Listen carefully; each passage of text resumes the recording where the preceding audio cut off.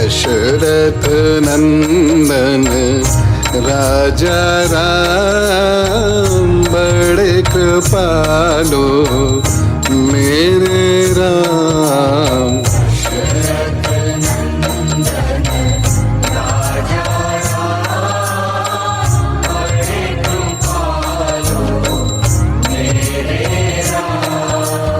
दशरथ नंदन राजा राम बड़े कृपालु मेरे राम।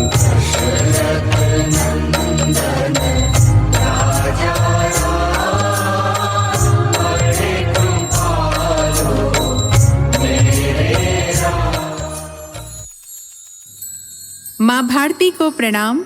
हिसाली वाली मैया के चरणों में प्रणाम। पावन चिंतन धारा आश्रम की ओर से सभी को राम राम। तो चल दिए हमारे संकट मोचन महाप्रतापी महावीर महापराक्रमी पवन पुत्र हनुमान सीता मैया की खोज में लंकापुरी की ओर। वहां क्या क्या हुआ जानने के लिए सुनते हैं ऋषि वाल्मीकि कृत रामायण का सुंदर कांड पाठ। ओम श्री गणेशाय नमः। ओम श्री सरस्वते नमः। ओम श्री हनुमते नमः। ओम श्री गुरुवे नमः। श्री सियावर राम शरणागतम्। श्री सीताराम चंद्राभ्यां नमः। श्रीमद् वाल्मीकि रामायण सुंदर कांड 37वां सर्ग। सीता का हनुमान जी से श्री राम को शीघ्र बुलाने का आग्रह। हनुमान जी का सीता से अपने साथ चलने का अनुरोध तथा सीता का अस्वीकार करना।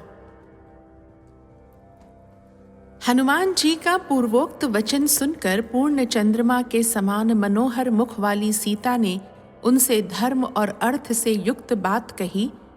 वानर, तुमने जो कहा कि श्री रघुनाथ जी का चित्त दूसरी ओर नहीं जाता और वे शोक में डूबे रहते हैं, तुम्हारा यह कथन मुझे विष मिश्रित अमृत के समान लगा है।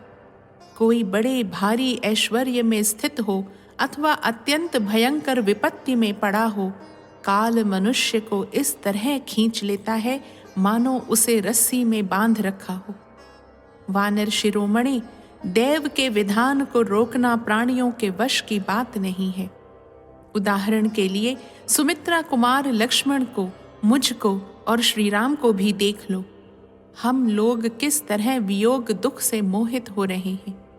समुद्र में नौका के नष्ट हो जाने पर अपने हाथों से तैरने वाले पराक्रमी पुरुष की भांति श्री रघुनाथ जी कैसे इस शोक सागर से पार होंगे। राक्षसों का वध, रावण का संहार और लंकापुरी का विध्वंस करके मेरे पतिदेव मुझे कब देखेंगे। तुम उनसे जाकर कहना वे शीघ्रता करें। यह वर्ष जब तक पूरा नहीं हो जाता तभी तक मेरा जीवन शेष है। वानर, ये 10वां महीना चल रहा है। अब वर्ष पूरा होने में 2 ही मास शेष हैं। निर्दयी रावण ने मेरे जीवन के लिए जो अवधि निश्चित की है उसमें इतना ही समय बाकी रह गया है। रावण के भाई विभीषण ने मुझे लौटा देने के लिए उससे यत्नपूर्वक बड़ी अनुनय विनय की थी, किंतु वह उनकी बात नहीं मानता है। मेरा लौटाया जाना रावण को अच्छा नहीं लगता, क्योंकि वह काल के अधीन हो रहा है और युद्ध में मौत उसे ढूंढ रही है। कपे, विभीषण की ज्येष्ठ पुत्री का नाम कला है। उसकी माता ने स्वयं उसे मेरे पास भेजा था। उसी ने ये सारी बातें मुझसे कही हैं। अविंध्य नाम का एक श्रेष्ठ राक्षस है जो बड़ा ही बुद्धिमान, विद्वान, धीर, सुशील, वृद्ध तथा रावण का सम्मान पात्र है। उसने रावण को यह बताकर कि श्री राम के हाथ से राक्षसों के विनाश का अवसर आ पहुंचा है, मुझे लौटा देने के लिए प्रेरित किया था, किंतु वह दुष्टात्मा उसके हितकारी वचनों को भी नहीं सुनता है। कपिश्रेष्ठ, मुझे तो यह आशा हो रही है कि मेरे पति देव मुझसे शीघ्र ही आ मिलेंगे, क्योंकि मेरी अंतरात्मा शुद्ध है और श्री रघुनाथ जी में बहुत से गुण हैं। वानर श्री रामचंद्र जी में उत्साह, पुरुषार्थ, बल, दयालुता, कृतज्ञता, पराक्रम और प्रभाव आदि सभी गुण विद्यमान हैं। जिन्होंने जन स्थान में अपने भाई की सहायता लिए बिना ही 14,000 राक्षसों का संहार कर डाला, उनसे कौन शत्रु भयभीत न होगा। श्री रामचंद्र जी पुरुषों में श्रेष्ठ हैं। वे संकटों से तोले या विचलित किए जाएं, यह सर्वथा असंभव है। जैसे पुलोम कन्या शची इंद्र के प्रभाव को जानती हैं, उसी तरह मैं श्री रघुनाथ जी की शक्ति सामर्थ्य को अच्छी तरह जानती हूँ। कपिवर, शूरवीर भगवान श्री राम सूर्य के समान हैं। उनके बाण समूह ही उनकी किरणें हैं। वे उनके द्वारा शत्रुभूत राक्षस रूपी जल को शीघ्र ही सोख लेंगे। इतना कहते कहते सीता के मुख पर आंसुओं की धारा बह चली। वे श्री रामचंद्र जी के लिए शोक से पीड़ित हो रही थीं। उस समय कपिवर हनुमान जी ने उनसे कहा, देवी, आप धैर्य धारण करें। मेरा वचन सुनते ही श्री रघुनाथ जी वानर और भालुओं की विशाल सेना लेकर शीघ्र यहाँ के लिए प्रस्थान कर देंगे, अथवा मैं अभी आपको इस राक्षस जनित दुख से छुटकारा दिला दूंगा। सती साध्वी देवी, आप मेरी पीठ पर बैठ जाइए। आपको पीठ पर बैठाकर मैं समुद्र को लांघ जाऊंगा। मुझ में रावण सहित सारी लंका को भी ढो ले जाने की शक्ति है। मिथिलेश कुमारी, रघुनाथ जी प्रसवण गिरी पर रहते हैं। मैं आज ही आपको उनके पास पहुंचा दूंगा, ठीक उसी तरह जैसे अग्निदेव हवन किए गए हविष्य को इंद्र की सेवा में ले जाते हैं। विदेह नंदिनी, दैत्यों के वध के लिए उत्साह रखने वाले भगवान विष्णु की भांति राक्षसों के संहार के लिए सचेष्ट हुए श्री राम और लक्ष्मण का आप आज ही दर्शन करेंगी। आपके दर्शन का उत्साह मन में लिए महाबली श्री राम पर्वत शिखर पर अपने आश्रम में उसी प्रकार बैठे हैं जैसे देवराज इंद्र गजराज ऐरावत की पीठ पर विराजमान होते हैं। देवी, आप मेरी पीठ पर बैठिए। शोभने, मेरे कथन की उपेक्षा न कीजिए। चंद्रमा से मिलने वाली रोहिणी की भांति आप श्री रामचंद्र जी के साथ मिलने का निश्चय कीजिए। मुझे भगवान श्री राम से मिलना है, इतना कहते ही आप चंद्रमा से रोहिणी की भांति श्री रघुनाथ जी से मिल जाएंगी। आप मेरी पीठ पर आरूढ़ होइए और आकाश मार्ग से ही महासागर को पार कीजिए। कल्याणी, मैं आपको लेकर जब यहाँ से चलूंगा, उस समय समूचे लंका निवासी मिलकर भी मेरा पीछा नहीं कर सकते। विदेह नंदिनी, जिस प्रकार मैं यहाँ आया हूँ, उसी तरह आपको लेकर आकाश मार्ग से चला जाऊंगा, इसमें संदेह नहीं है। आप मेरा पराक्रम देखिए। वानर श्रेष्ठ हनुमान के मुख से यह अद्भुत वचन सुनकर मिथिलेश कुमारी सीता के सारे शरीर में हर्ष और विस्मय के कारण रोमांच हो आया। उन्होंने हनुमान जी से कहा, वानर यूथपति हनुमान, तुम इतने दूर के मार्ग पर मुझे कैसे ले चलना चाहते हो? तुम्हारे इस दुस्साहस को मैं वानरोचित चपलता ही समझती हूँ। वानर शिरोमणि, तुम्हारा शरीर तो बहुत छोटा है, फिर तुम मुझे मेरे स्वामी महाराज श्री राम के पास ले जाने की इच्छा कैसे करते हो? सीता जी की यह बात सुनकर शोभाशाली पवन कुमार हनुमान ने इसे अपने लिए नया तिरस्कार ही माना। वे सोचने लगे, कजरारे नेत्रों वाली विदेह नंदिनी सीता मेरे बल और प्रभाव को नहीं जानती, इसलिए आज मेरे उस रूप को, जिसे मैं इच्छानुसार धारण कर लेता हूँ, ये देख ले। ऐसा विचार करके शत्रु मर्दन वानर शिरोमणि हनुमान ने उस समय सीता को अपना स्वरूप दिखाया। वे बुद्धिमान कपिवर उस वृक्ष से नीचे कूद पड़े और सीता जी को विश्वास दिलाने के लिए बढ़ने लगे। बात की बात में उनका शरीर मेरु पर्वत के समान ऊंचा हो गया। वे प्रज्वलित अग्नि के समान तेजस्वी प्रतीत होने लगे। इस तरह विशाल रूप धारण करके वे वानर श्रेष्ठ हनुमान सीता जी के सामने खड़े हो गए। तत्पश्चात पर्वत के समान विशाल काय, तांबे के समान लाल मुख तथा वज्र के समान दाढ़ और नख वाले भयानक महाबली वानर वीर हनुमान विदेह नंदिनी से इस प्रकार बोले, देवी, मुझ में पर्वत, वन, अट्टालिका, चहार दीवारी और नगर द्वार सहित इस लंकापुरी को रावण के साथ ही उठा ले जाने की शक्ति है। अतः आप मेरे साथ चलने का निश्चय कर लीजिए। आपकी आशंका व्यर्थ है। देवी, विदेह नंदिनी, आप मेरे साथ चलकर लक्ष्मण सहित श्री रघुनाथ जी का शोक दूर कीजिए। वायु के औरस पुत्र हनुमान जी को पर्वत के समान विशाल शरीर धारण किए देख प्रफुल्ल कमल दल के समान बड़े बड़े नेत्रों वाली जनक किशोरी ने उनसे कहा, महाकपे, मैं तुम्हारी शक्ति और पराक्रम को जानती हूँ। वायु के समान तुम्हारी गति और अग्नि के समान तुम्हारा अद्भुत तेज है। वानर यूथपते, दूसरा कोई साधारण वानर अपार महासागर के पार के इस भूमि में कैसे आ सकता है? मैं जानती हूँ तुम समुद्र पार करने और मुझे ले जाने में भी समर्थ हो, तथापि तुम्हारी तरह मुझे भी अपनी कार्य सिद्धि के विषय में अवश्य भली भांति विचार कर लेना चाहिए। कपिश्रेष्ठ, तुम्हारे साथ मेरा जाना किसी भी दृष्टि से उचित नहीं है, क्योंकि तुम्हारा वेग वायु के वेग के समान तीव्र है। जाते समय यह वेग मुझे मूर्छित कर सकता है। मैं समुद्र के ऊपर ऊपर आकाश में पहुंच जाने पर अधिक वेग से चलते हुए तुम्हारे पृष्ठभाग से नीचे गिर सकती हूँ। इस तरह समुद्र में जो तिमी नामक बड़े बड़े मत्स्यों, नाकों और मछलियों से भरा हुआ है, गिरकर विवश हो मैं शीघ्र ही जल जंतुओं का उत्तम आहार बन जाऊंगी। इसलिए शत्रुनाशन वीर, मैं तुम्हारे साथ नहीं चल सकूंगी। एक स्त्री को साथ लेकर जब तुम जाने लगोगे, उस समय राक्षसों को तुम पर संदेह होगा, इसमें संशय नहीं है। मुझे हर कर ले जाई जाती देख दुरात्मा रावण की आज्ञा से भयंकर पराक्रमी राक्षस तुम्हारा पीछा करेंगे। वीर, उस समय मुझ जैसी रक्षणीय अबला के साथ होने के कारण तुम हाथों में शूल और मुद्गर धारण करने वाले उन शौर्यशाली राक्षसों से घिरकर प्राण संशय की अवस्था में पहुंच जाओगी।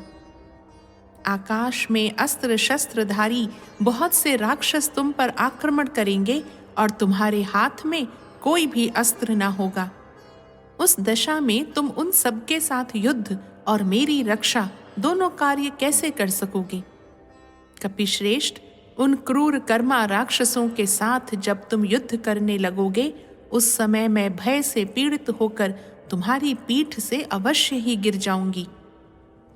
कपिश्रेष्ठ, यदि कहीं वे महान बलवान भयानक राक्षस किसी तरह तुम्हें युद्ध में जीत लें अथवा युद्ध करते समय मेरी रक्षा की ओर तुम्हारा ध्यान न रहने से यदि मैं गिर गई, तो वे पापी राक्षस मुझ गिरी हुई अबला को फिर पकड़ ले जाएंगे। अथवा यह भी संभव है कि वे निशाचर मुझे तुम्हारे हाथ से छीन ले जाएं या मेरा वध ही कर डालें, क्योंकि युद्ध में विजय और पराजय को अनिश्चित ही देखा जाता है।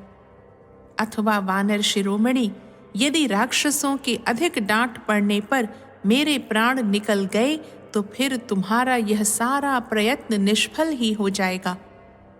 यद्यपि तुम भी संपूर्ण राक्षसों का संहार करने में समर्थ हो, तथापि तुम्हारे द्वारा राक्षसों का वध हो जाने पर श्री रघुनाथ जी के सुयश में बाधा आएगी। लोग यही कहेंगे कि श्री राम स्वयं कुछ भी न कर सके। अथवा यह भी संभव है कि राक्षस लोग मुझे ले जाकर किसी ऐसे गुप्त स्थान में रख दें जहां न तो वानरों को मेरा पता लगे और न श्री रघुनाथ जी को ही? यदि ऐसा हुआ तो मेरे लिए किया गया तुम्हारा यह सारा उद्योग व्यर्थ हो जाएगा। यदि तुम्हारे साथ श्री रामचंद्र जी यहाँ पधारें तो उनके आने से बहुत बड़ा लाभ होगा। महाबाहो, अमित पराक्रमी श्री रघुनाथ जी का, उनके भाइयों का, तुम्हारा तथा वानर राज सुग्रीव के कुल का जीवन मुझ पर ही निर्भर है। शोक और संताप से पीड़ित हुए वे दोनों भाई जब मेरी प्राप्ति की ओर से निराश हो जाएंगे, तब संपूर्ण रीछों और वानरों के साथ अपने प्राणों का परित्याग कर देंगे। वानर श्रेष्ठ, तुम्हारे साथ न चल सकने का एक प्रधान कारण और भी है। वानर वीर, पति भक्ति की ओर दृष्टि रखकर मैं भगवान श्री राम के सिवा दूसरे किसी पुरुष के शरीर का स्वेच्छा से स्पर्श करना नहीं चाहती। रावण के शरीर से जो मेरा स्पर्श हो गया है वह तो उसके बलात् हुआ है। उस समय मैं असमर्थ, अनाथ और बेबस थी, क्या करती? यदि श्री रघुनाथ जी यहाँ राक्षसों सहित 10 मुख रावण का वध करके मुझे यहाँ से ले चले तो वह उनके योग्य कार्य होगा। मैंने युद्ध में शत्रुओं का मर्दन करने वाले महात्मा श्री राम के पराक्रम अनेक बार देखे और सुने हैं। देवता, गंधर्व, नाग और राक्षस सब मिलकर भी संग्राम में उनकी समानता नहीं कर सकते। युद्ध स्थल में विचित्र धनुष धारण करने वाले इंद्र तुल्य पराक्रमी महाबली श्री रघुनाथ जी लक्ष्मण के साथ रह वायु का सहारा पाकर प्रज्वलित हुए अग्नि की भांति उद्दीप्त हो उठते हैं।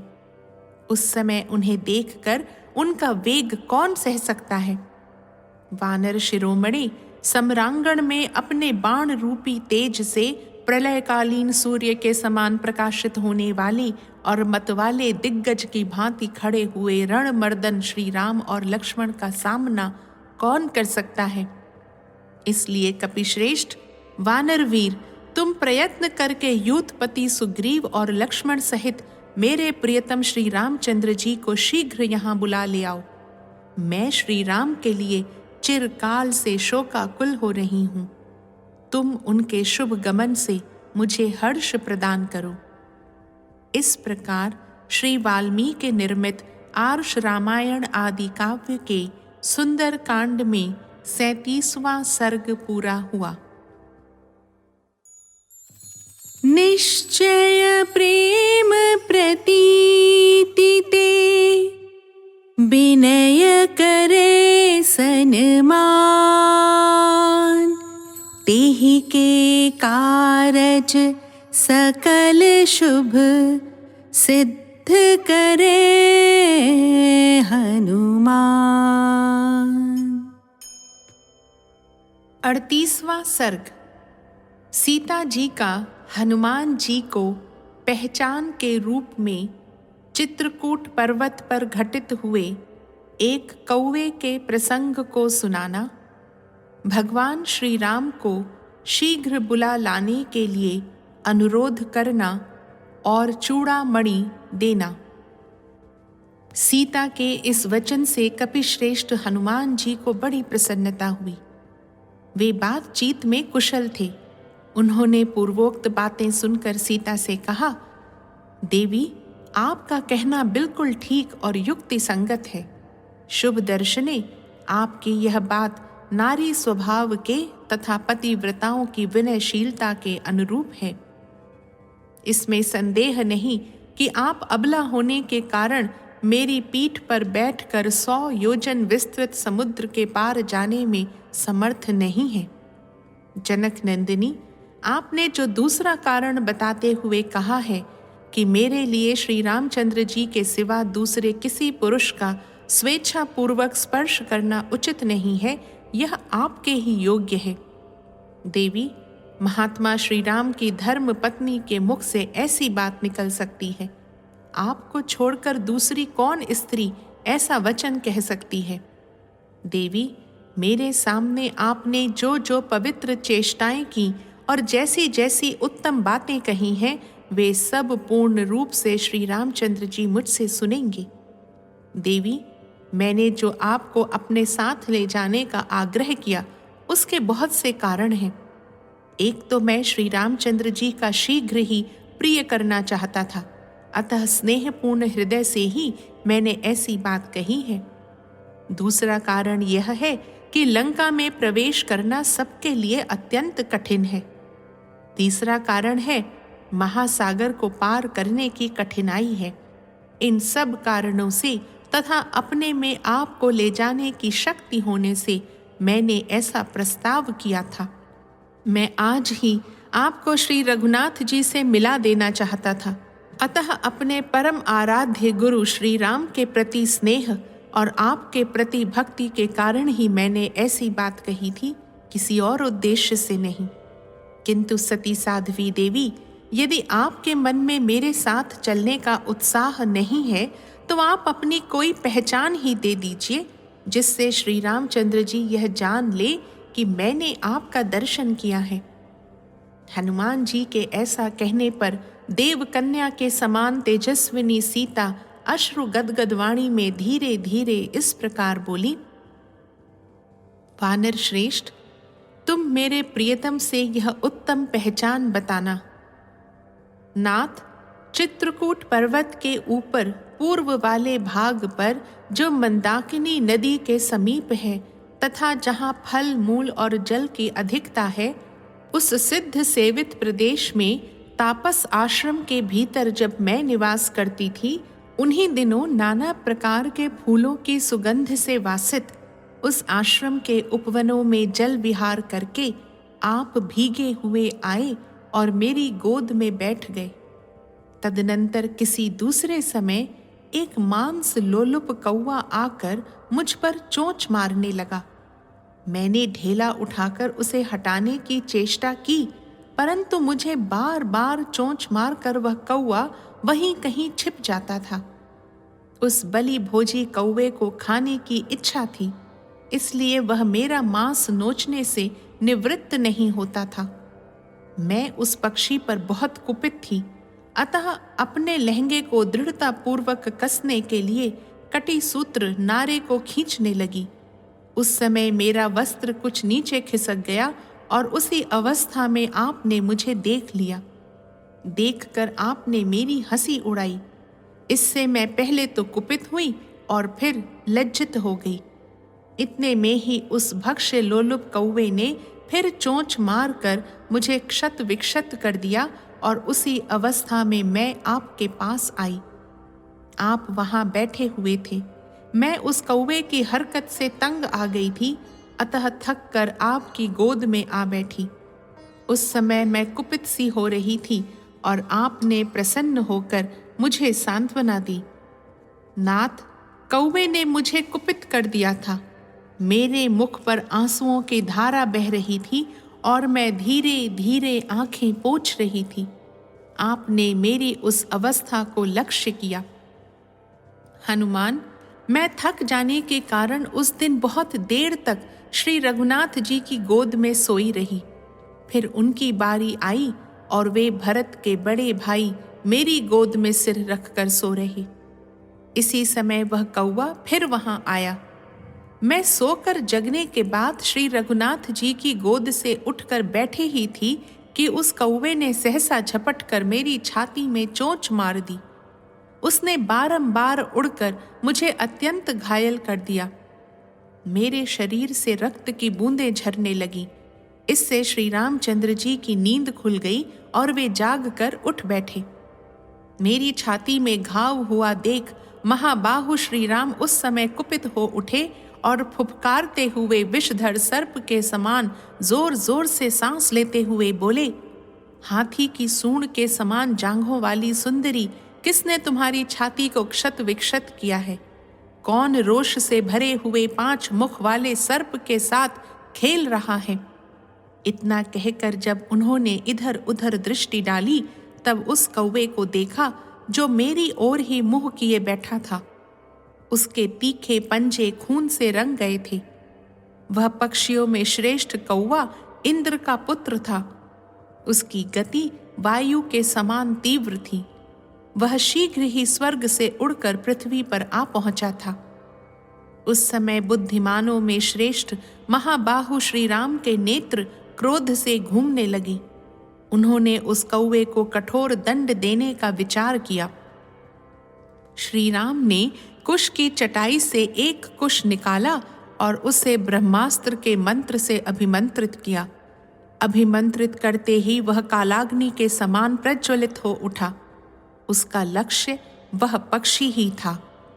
श्री रघुनाथ जी ने वह प्रज्वलित कुश उस कौवे की ओर छोड़ा।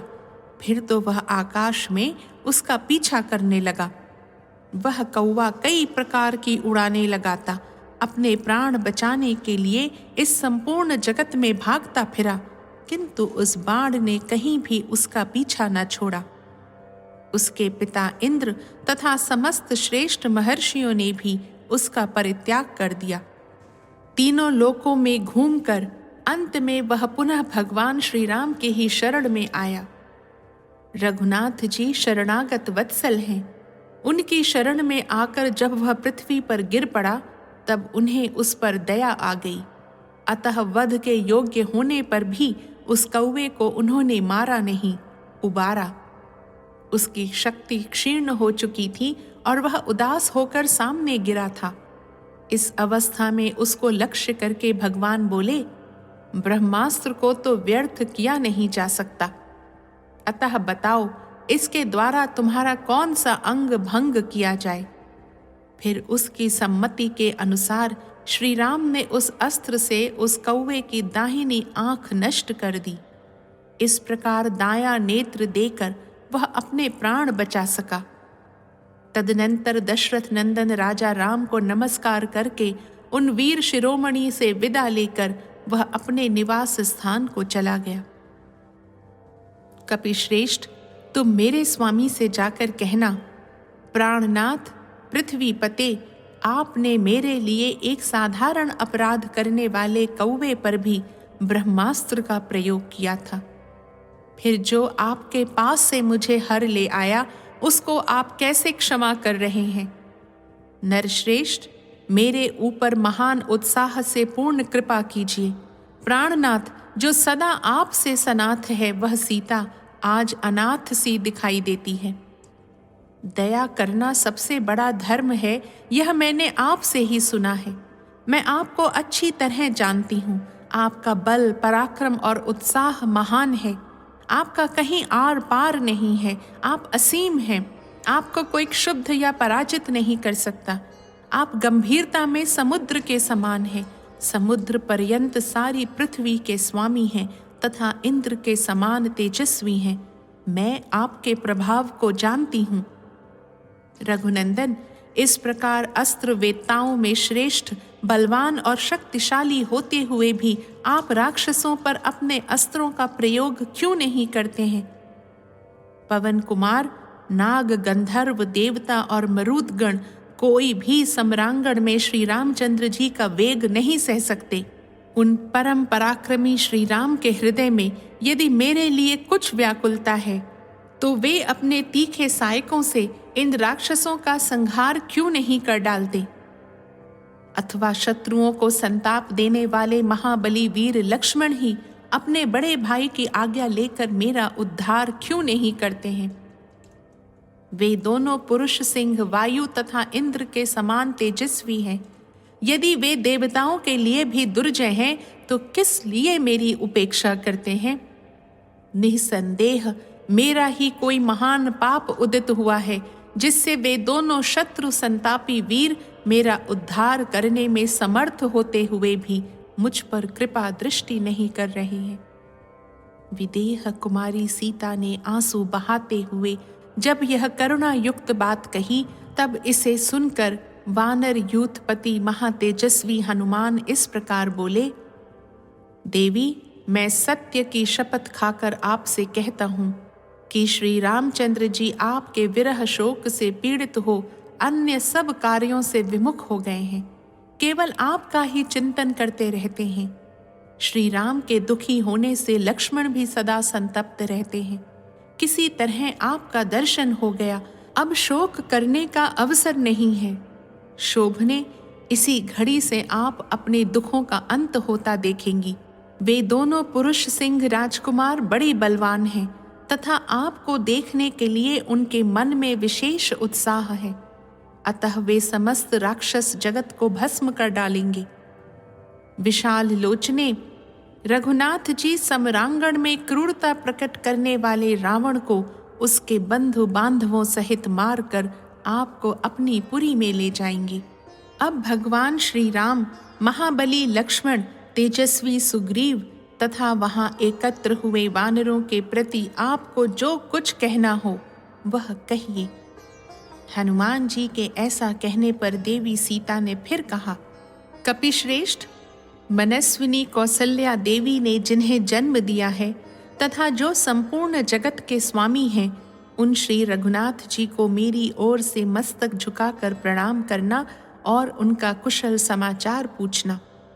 तत्पश्चात विशाल भूमंडल में भी जिसका मिलना कठिन है, ऐसे उत्तम ऐश्वर्य का, भांति भांति के हारों, सब प्रकार के रत्नों तथा मनोहर सुंदरी स्त्रियों का भी परित्याग कर पिता माता को सम्मानित एवं राजी करके जो श्री रामचंद्र जी के साथ वन में चले आए, जिनके कारण सुमित्रा देवी उत्तम संतान वाली कही जाती हैं, जिनका चित्त सदा धर्म में लगा रहता है, जो सर्वोत्तम सुख को त्याग कर वन में बड़े भाई श्री राम की रक्षा करते हुए सदा उनके अनुकूल चलते हैं, जिनके कंधे सिंह के समान और भुजाएं बड़ी बड़ी हैं, जो देखने में प्रिय लगते और मन को वश में रखते हैं, जिनका श्री राम के प्रति पिता के समान और मेरे प्रति माता के समान भाव तथा बर्ताव रहता है, जिन वीर लक्ष्मण को उस समय मेरे हरे जाने की बात नहीं मालूम हो सकी थी, जो बड़े बूढ़ों की सेवा में संलग्न रहने वाले, शोभाशाली, शक्तिमान तथा कम बोलने वाले हैं, राजकुमार श्री राम के प्रिय व्यक्तियों में जिनका सबसे ऊंचा स्थान है, जो मेरे श्वशुर के सदृश पराक्रमी हैं, तथा श्री रघुनाथ जी का जिन छोटे भाई लक्ष्मण के प्रति सदा मुझसे भी अधिक प्रेम रहता है, जो पराक्रमी वीर अपने ऊपर डाले हुए कार्यभार को बड़ी योग्यता के साथ वहन करते हैं, तथा जिन्हें देखकर श्री रघुनाथ जी अपने मरे हुए पिता को भी भूल गए हैं, अर्थात जो पिता के समान श्री राम के पालन में दत्त चित्त रहते हैं, उन लक्ष्मण से भी तुम मेरी ओर से कुशल पूछना और वानर श्रेष्ठ, मेरे कथनानुसार उनसे ऐसी बातें कहना जिन्हें सुनकर नित्य कोमल, पवित्र, दक्ष तथा श्री राम के प्रिय बंधु लक्ष्मण मेरा दुख दूर करने को तैयार हो जाएं। वानर यूथपते, अधिक क्या कहूं? जिस तरह यह कार्य सिद्ध हो सके वही उपाय तुम्हें करना चाहिए। इस विषय में तुम ही प्रमाण हो, इसका सारा भार तुम्हारे ही ऊपर है। तुम्हारे प्रोत्साहन देने से ही श्री रघुनाथ जी मेरे उद्धार के लिए प्रयत्नशील हो सकते हैं। तुम मेरे स्वामी शूरवीर भगवान श्री राम से बारंबार कहना, दशरथ नंदन, मेरे जीवन की अवधि के लिए जो मास नियत हैं, उनमें से जितना शेष है उतने ही समय तक मैं जीवन धारण करूंगी। उन अवशिष्ट 2 महीनों के बाद मैं जीवित नहीं रह सकती। यह मैं आपसे सत्य की शपथ खाकर कह रही हूँ। वीर, पापाचारी रावण ने मुझे कैद कर रखा है, अतः राक्षसियों द्वारा शठता पूर्वक मुझे बड़ी पीड़ा दी जाती है। जैसे भगवान विष्णु ने इंद्र की लक्ष्मी का पाताल से उद्धार किया था, उसी प्रकार आप यहाँ से मेरा उद्धार करें। ऐसा कहकर सीता ने कपड़े में बंधी हुई सुंदर दिव्य चूड़ामणि को खोलकर निकाला और इसे श्री रामचंद्र जी को दे देना, ऐसा कहकर हनुमान जी के हाथ पर रख दिया। उस परम उत्तम मणिरत्न को लेकर वीर हनुमान जी ने उसे अपनी अंगुली में डाल लिया। उनकी बाह अत्यंत सूक्ष्म होने पर भी उनके छेद में न आ सकी। इससे जान पड़ता है कि हनुमान जी ने अपना विशाल रूप दिखाने के बाद फिर सूक्ष्म रूप धारण कर लिया था। वह मणिरत्न लेकर कपिवर हनुमान ने सीता को प्रणाम किया और उनकी प्रदक्षिणा करके वे विनीत भाव से उनके पास खड़े हो गए। सीता जी का दर्शन होने से उन्हें महान हर्ष प्राप्त हुआ था। वे मन ही मन भगवान श्री राम और शुभ लक्षण संपन्न लक्ष्मण के पास पहुंच गए थे। उन दोनों का चिंतन करने लगे थे। राजा जनक की पुत्री सीता ने अपने विशेष प्रभाव से जिसे छिपाकर धारण कर रखा था, उस बहुमूल्य मणिरत्न को लेकर हनुमान जी मन ही मन उस पुरुष के समान सुखी एवं प्रसन्न हुए, जो किसी श्रेष्ठ पर्वत के ऊपरी भाग से उठी हुई प्रबल वायु के वेग से कंपित होकर पुनः उसके प्रभाव से मुक्त हो गया हो। तदनंतर उन्होंने वहां से लौट जाने की तैयारी की।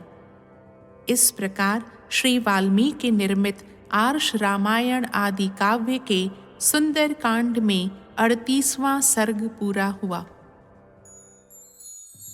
निश्चय प्रेम प्रतीति ते, विनय करे सन्मान, तेहि के कारज सकल शुभ, सिद्ध करे हनुमान।